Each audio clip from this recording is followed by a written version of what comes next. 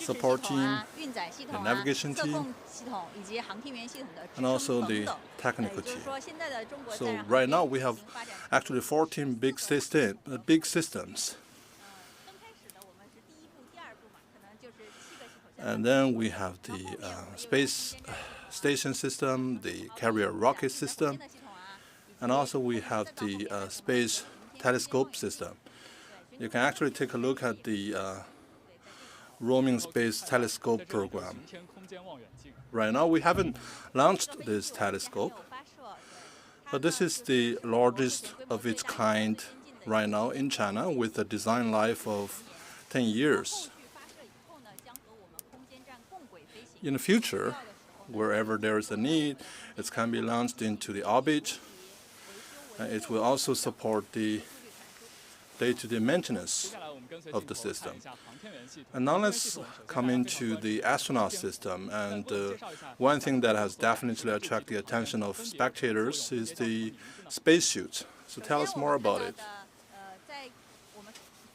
So this is the extravehicular activity suit. You can see that this is just like a small manned spacecraft. It can support 6 to 8 hours of spacewalk because it can keep off the very hostile environment of the space. So when you have debris, you don't need to worry about it because this one will sustain your life for at least 8 hours outside the space station. But you can see that the letters are written left side right. So why is that? Well, because when the astronauts they are walking outside the space station, their eyes cannot reach these characters, but they have a mirror on their arms.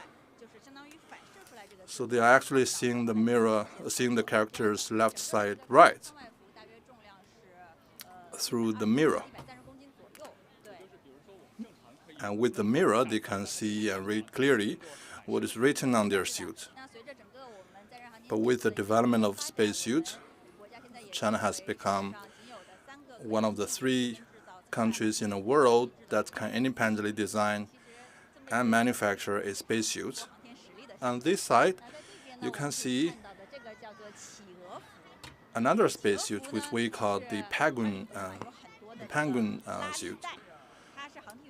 This is the suit that you wear inside the space station because this suit is able to monitor the flow of your body liquid. On the ground surface of the planet, it's quite different. There is gravity. But when you are in the orbit, you are flying at the zero gravity environment, and your muscle may pop out, so there is pressure generated by the body, and this suit is able to offset your body pressure. So why do you call it the penguin suit? Well, this is because when you are wearing this and when you walk, you're just like a penguin. And this one can also tighten your arm and legs. Well, take a look at this one.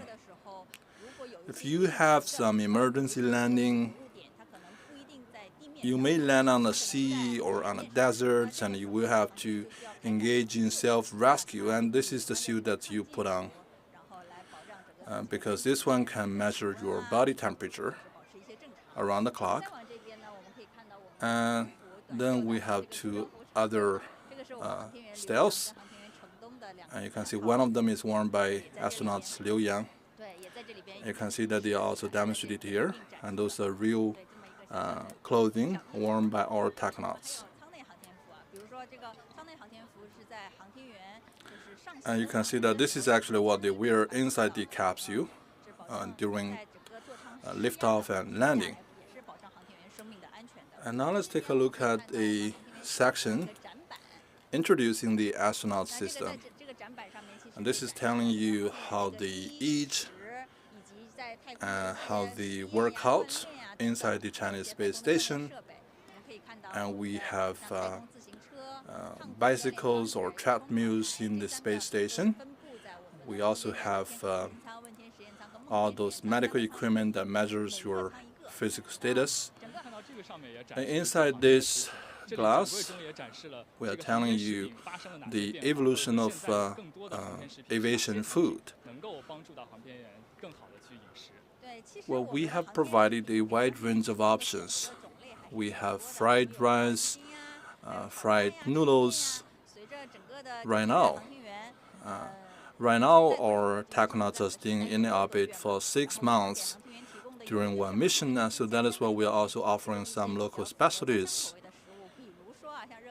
So the astronaut system aims at selecting and training qualified astronauts, and right now we have cultivated 39 astronauts, and more than 20 of them have been in the orbit and in outer space, and so this is a marvelous achievement.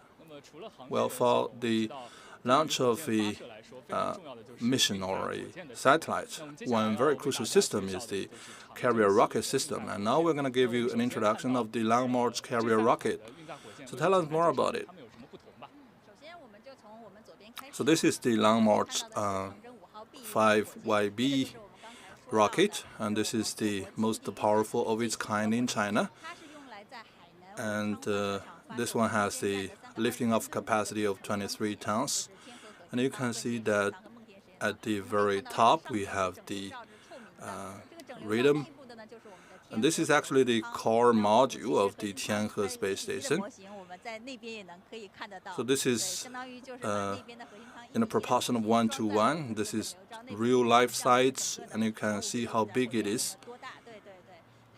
It also has a larger diameter in comparison to other rockets, and because of this,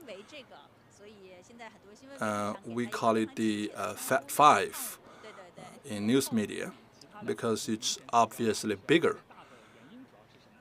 So this one has a larger carrying capacity compared to Long March 2F and Y7. They respectively have a carrying capacity of 13 tons.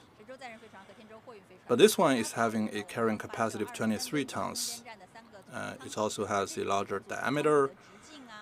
So that is why it's used to carry the most important mission.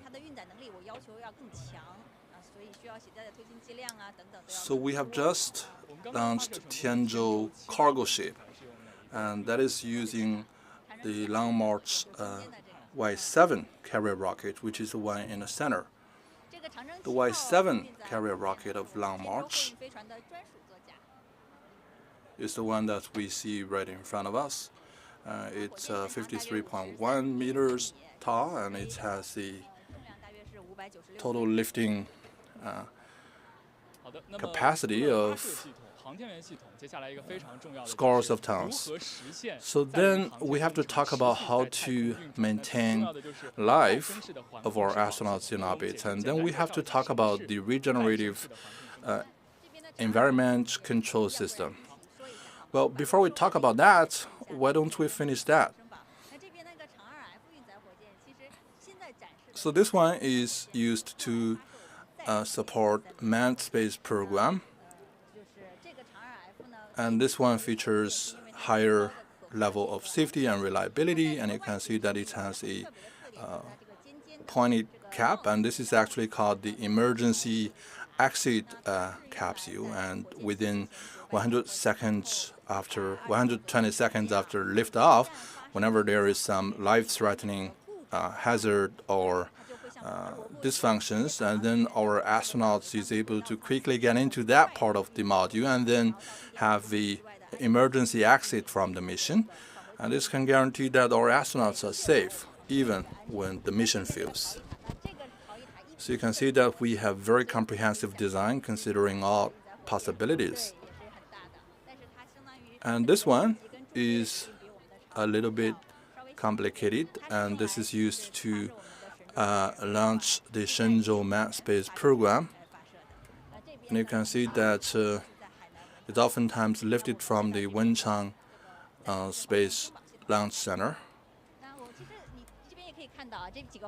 And now let's take a look at those engines, and they're used at the Long March Y5 and Y7 carrier rocket system.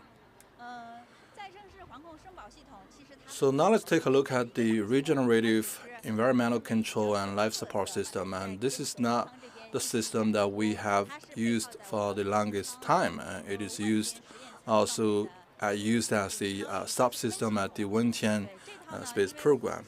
And on April the 19th, 2021, it was launched. And a couple of days ago, I saw that we have just surpassed the mark of 1,000 days of this system in orbit. So, to put it simple, what are the systems that we use to support life out there? Well, let me tell you more about it. In the early days, we had only very short flights and missions, and if you are not having a long vacation or a long trip, you just need to bring from Earth your own water and oxygen.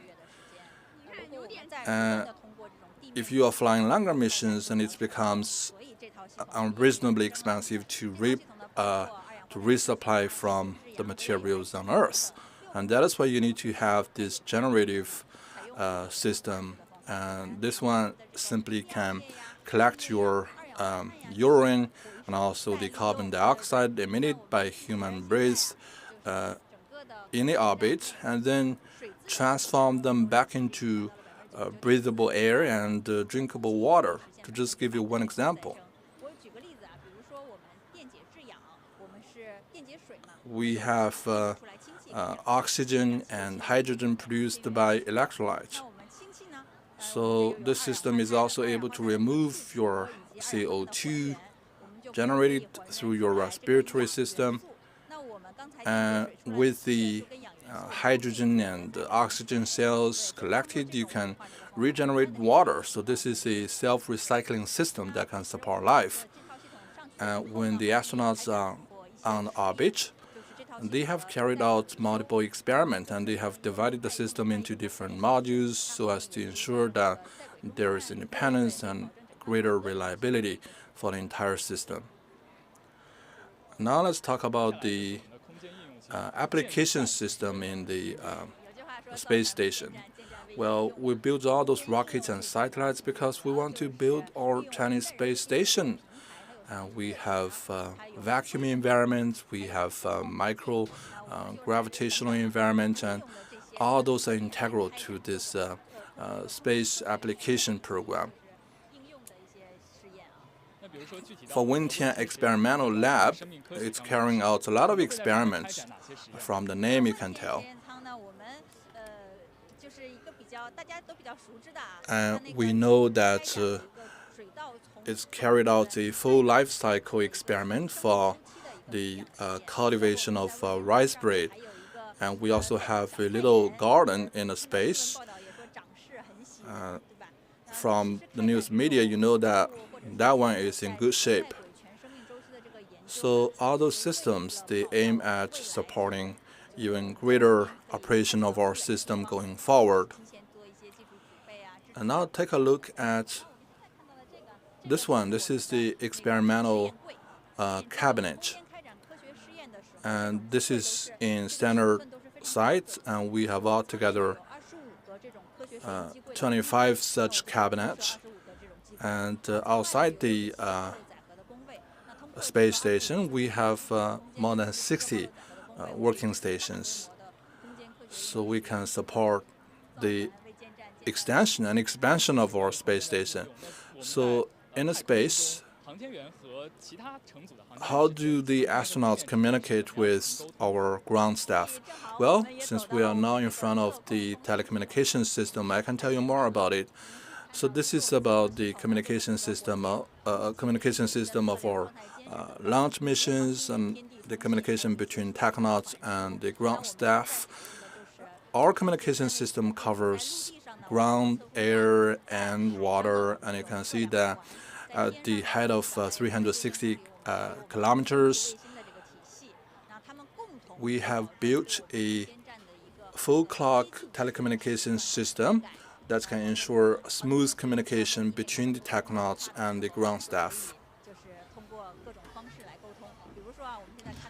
And right now we can even see some footage information, and this is also communicated through this system.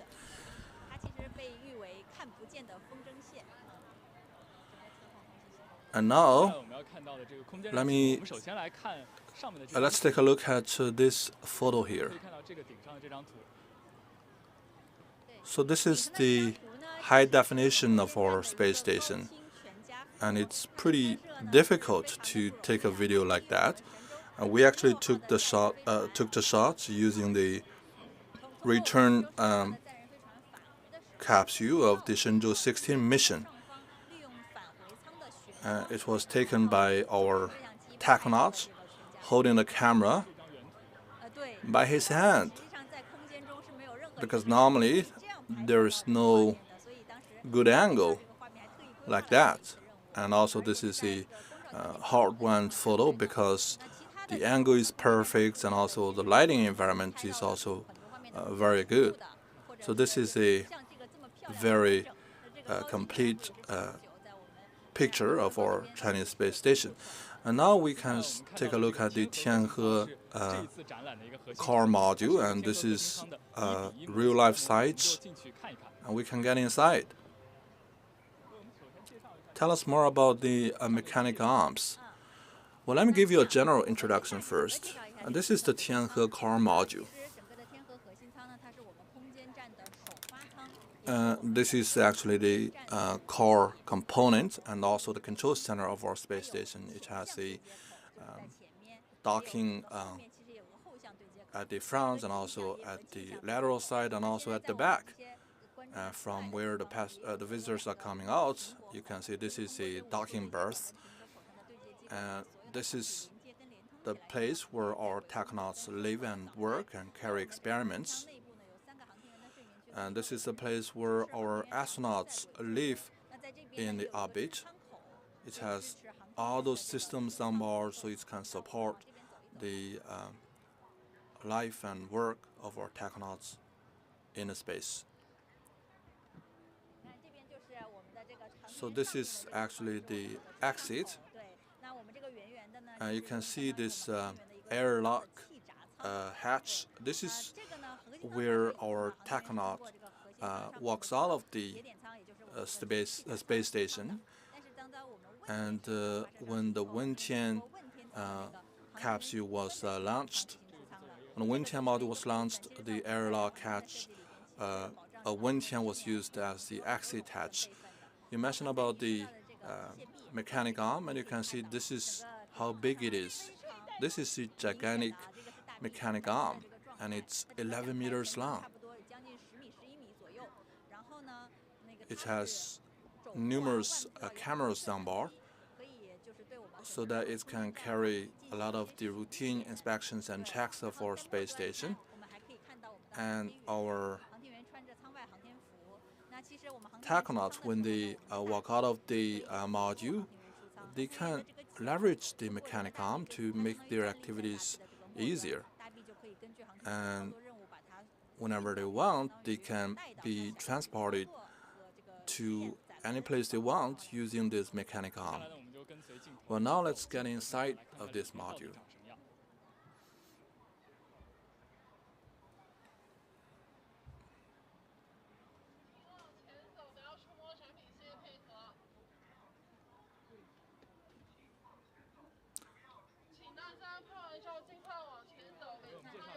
So this is the Tianzhou cargo ship. This is the docking hatch for the Tianzhou cargo ship. And for every docking, there is a hatch to break through the two components. When the two modules are perfectly docked, the hatch can be opened so that the technauts, they can get inside the cargo ship and resupply themselves. And they can take whatever material that is prepared in the cargo ship. So this is part of the overall structure, and this is also standardized docking system. And right now, we have only demonstrated the passive side of the docking system. And because we are now in the Tianhe car module, and when we dock with other modules, we are the passive side, and the others gets to target us and dock with us. And these are the three sides of the Tianhe car module. This is also in real-life sites. And you can see that you can carry out a lot of the space experiments. Tell us more about those cabinets. In Wentian car module, what are those experimental labs for? You can see that this is actually the human system research cabinet. And for Wentian mission, we are mainly talking about those extraterrestrial experiments. For Wentian lab, we also focus on life sciences and botanical sciences, and that's why we have a smart garden there. On the ground, you can see that we have a lot of handles, and this is actually the bands that can fixate your feet, because when they operate on those experimental cabinets, they have to fix their bodies. You can see now we have a little kitchen here, and this is the microwave or technology uses to heat up their food. And during Spring Festival, you saw on TV our technauts wrote some calligraphy works, and this is where they do that. And this is also the place that carries some of their food. We have a microwave here that can heat up your food. And this is actually a treadmill in a space, because you have to work out to keep in very good shape. And when you use the treadmill, you just need to lift this up, and you need to wear a special suit so you get fixated in a very standard position and do the exercise on a daily basis. And this is the bedroom. You can see glass here, but this is only for demonstration purposes. And in the Tianhe car module, this is actually separated by a curtain. And you can see that out of every bedroom, there is a window where you can see Earth. At the return capsule, we also have a window just like that. And you can see that there is a little fan in there. This is simply to guarantee a sufficient airflow. Otherwise, without this kind of little fan, you get to accumulate a lot of carbon dioxide, and this is not healthy. And at the Wentian space station, we also have 3 bedrooms. So this is the Tianhe car module. We have 3 bedrooms, and at the Wentian module, we also have 3 bedrooms. So this is Mengtian. This is the docking hatch for Mengtian, and this is the docking site for Wentian.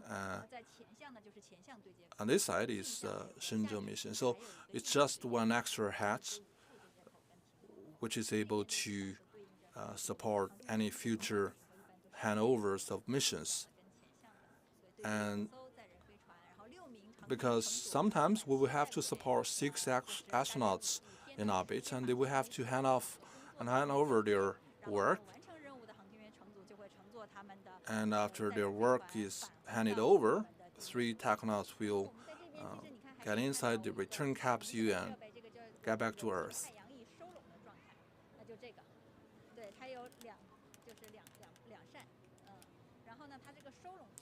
So this may look very small in an instant, but it's actually very big when it is totally unfolded. And it has a total length of 12.6 meters. That is the solar panel, that is the power system of our space station. At the car module, the solar panels are actually shorter. when it is fully folded, it has the acre of 67 square meters, but at Wentian module, it's 137 square meters. So this is because of the position. It is located in comparison to the other components of our space station. So this is a model in the proportion of 1 to 4, and this is the Tianhe car module. And this is the frontal docking, the lateral docking, and the backside docking. And we have Tianhe car module. We have Wentian and Mengtian on two sides of the key module. And altogether, we have 122 cubic meters of activity space. So normally we use the unit of square meters, but when you in a space, you use the measurement unit of cubic meters. So all these three modules, they are in this T shape. And you can see that we have one gigantic mechanicum and two smaller mechanicums. We have multiple life science cabinets. The entire structure has a solar panel that is 57 meters when it is fully folded, and so it's super big, and when fully deployed, it's equivalent to the size of 6 basketball pitches. So now let's take a look at this return capsule. This may look like just a bell, and when it enters the atmosphere, it will have a significant impact with the atmosphere. And at the bottom, the temperature may reach 2,000 degrees, and even at the top, it's 1,000 degrees hot. So that is why it's covered by heat-resistant material. And you can see that this is the damage left from re-entry into the atmosphere, and this is the real return capsule or re-entry capsule.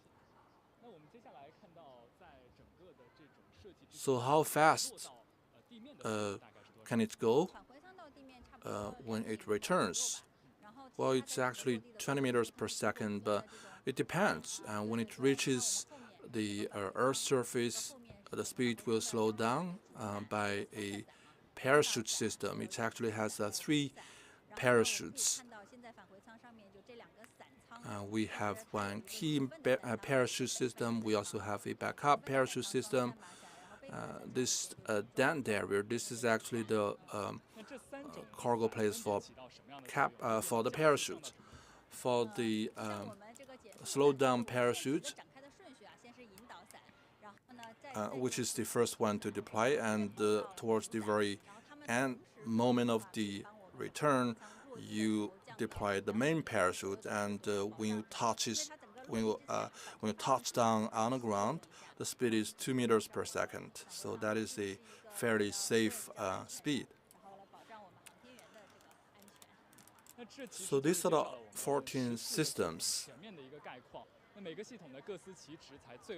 And because of the coordination and collaboration of these 14 systems, and we can ensure the smooth operation of our entire space program. And now let's talk about the manned moon mission.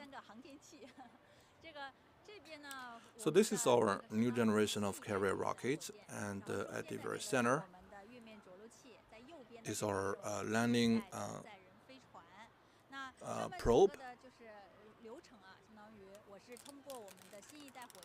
So what you do is to use the new generation of rockets to launch your probe into the moon orbit, and then you use another system to release the landing vehicle. And then it lands on the moon. So what you need to do is to send your technauts into the landing capsule, and then this landing capsule touches on the moon's surface, and then they leave the capsule, they get out of the capsule, walk on a moon's surface, collect some materials, and then come back. And then they lift off from moon, they get docked with the next generation of space station, and then the tachonauts to get into the return capsule. This is just like the return capsule that we saw just now.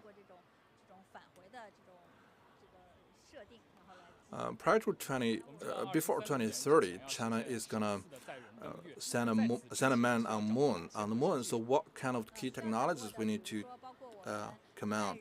Well, you need to have a short time stay at the moon orbit. You need to deploy a return and landing capsule on the moon. You need to deploy and send a man on the moon. I believe before 2030, a Chinese astronaut will leave his footprint on the moon. So that will mark a new step forward for China's space program. And now, let's come into one special part of this exhibition, which is the contribution of Shanghai to China's space program. Well, actually, Shanghai has been engaged in this program from the very beginning. And we have conducted a number of verification missions. We also got involved in the research and development of different key systems and subsystems, for example, the Tianhe core module. And also, we also established the ground control center for the Chinese space station outside Beijing. So that is the only one outside Beijing in China. So the first part of this section is the solar panels. And you tell me that this is elastic, this is soft solar panels, but we know we also have rigid solar panels. So what are the differences? Well, this is an evolution of 3 steps, and at the very beginning we deployed steel and rigid solar panels, which is a lot heavier. They used composite materials.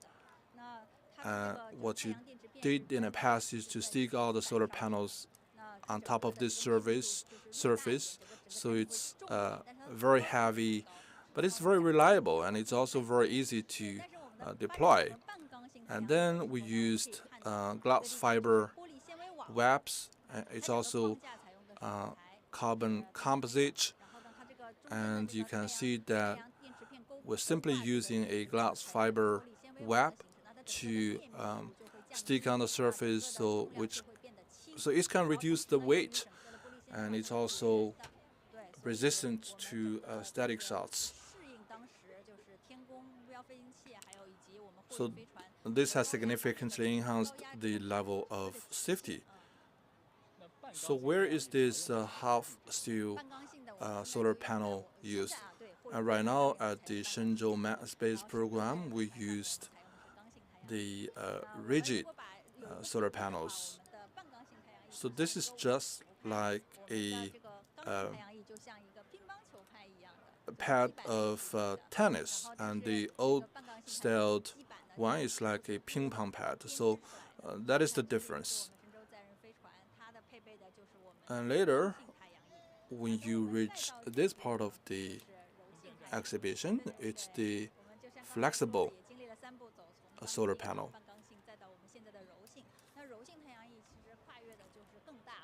So this is a giant leap forward, and we are using numerous types of new technologies, and it's composed of several different modules, and you can see that it's not very big, and it can shrink back into a very tiny part, and even when it is shrunk into a tiny part, it's also a solar panel.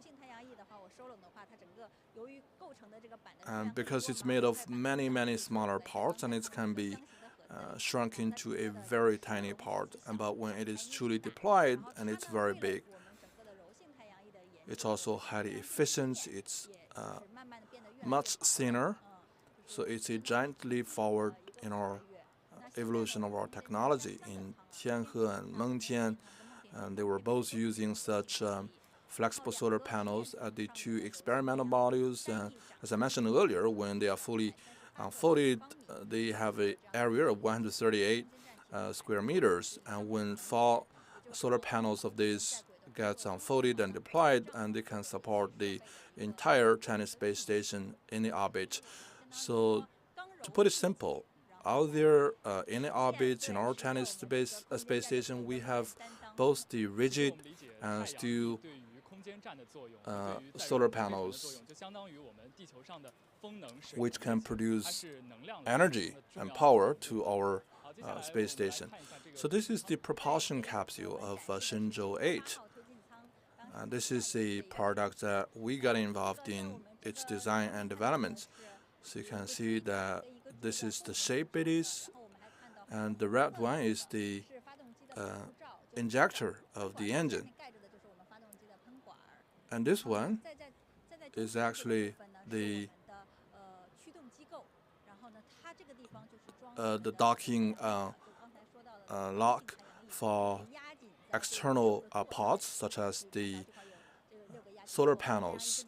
And when you want to fixate the solar panel on this capsule, and this is where you need to connect. And we have 2 smaller pads on both sides of the docking lock.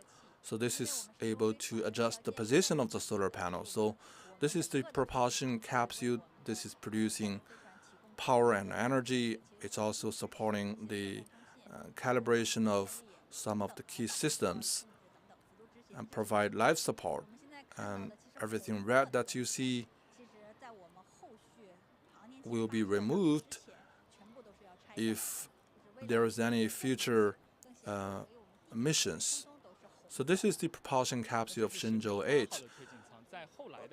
Were there any evolutions for subsequent missions? Well, the evolution has been following a linear trajectory. And there is constant evolution, for example, in terms of battery. Right now, we're using lithium battery. In the early days, we were not using such lithium batteries. And with the evolution of technology, there is updates in every component that we're talking about. But in general, it's providing power and energy to our space system. And now let's come into a special section of our exhibition, which is called the Case in Space. So earlier in the exit of this Chinese space station, you saw that.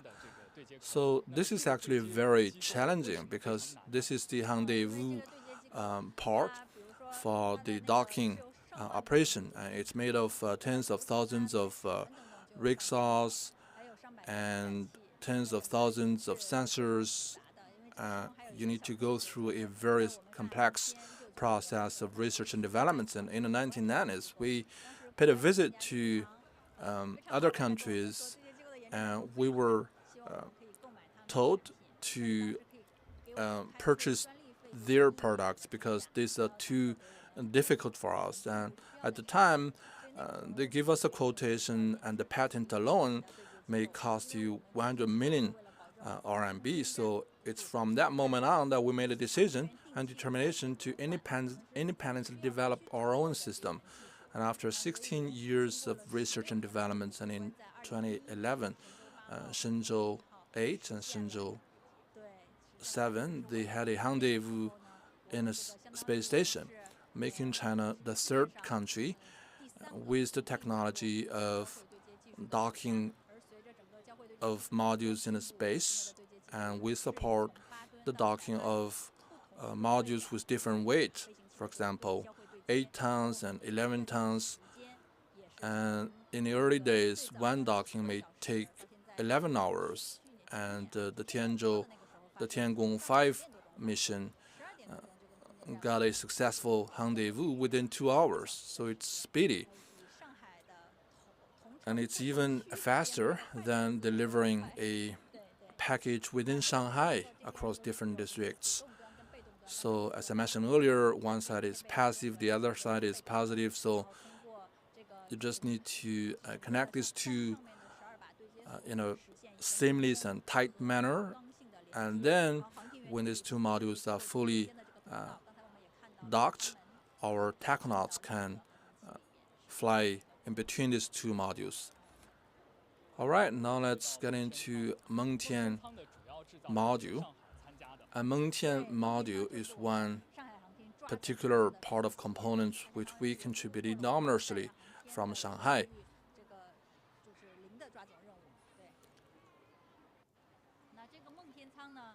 As I mentioned earlier, this is different from Wentian module. And this is the module with the best ability in terms of life support. It has 13 experimental labs. As I mentioned earlier, on top of the Chinese space station, there are altogether 25 cabinets. But this alone has 13 cabinets. So we have one part of system that is leading worldwide, which is the airlock system for the cargo ship. So when we are docked by a cargo ship, we need to bring the components to the main module. So what you need to do is to get the two modules fully docked. Another advantage is that when you have to conduct the extravehicular activity, you need to deploy this from inside the module, and this mechanic arm is able to deploy automatically. So when you are outside the capsule, you can carry out some operations very easily. So that is why each and every year we can support 15 EVAs. And now let's talk a little bit about the space program spirit of China. Well, we always say that great undertakings can breed great spirits, and great spirit can drive and empower great missions. And this is the part of the exhibition that tells more about it. And we are able to overcome difficulties, we are able to get into tough struggles and make important breakthroughs and make enormous contributions to great undertakings. So all the technauts in China and the research and developers behind, they're carrying great missions. So these are the core of Chinese spirit for space programs. And we have gone through a journey of 30 years.